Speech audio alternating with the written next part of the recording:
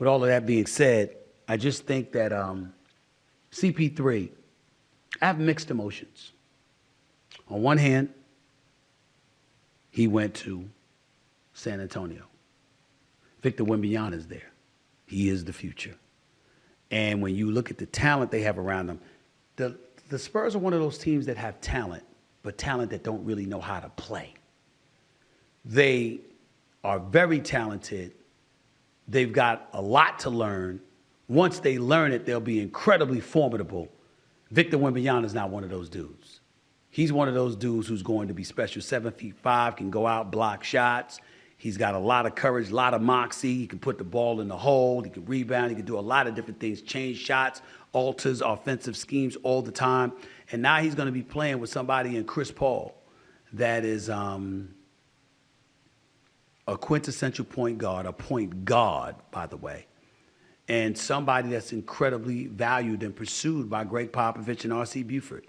They didn't want him to just sit down. They didn't want him to just be the good soldier that was a quality individual that just coached folks up and got them ready while he was riding the bench.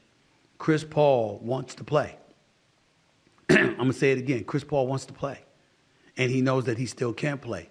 And I would say we shouldn't look at his numbers in Golden State because he's playing behind Steph Curry. We need to look at this brother when he's on the basketball court for a significant chunk of minutes like he's accustomed to being on the court for. Mastering the pick and roll, pick and pop, pulling up with those whether it's right or left wing jump shots. Chris Paul can still play, and he is a born leader, and he is going to elevate San Antonio.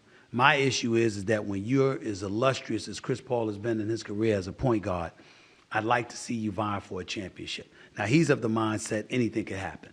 Anything could happen. I'm of the mindset, you ain't winning no damn championship in San Antonio. They're just too young.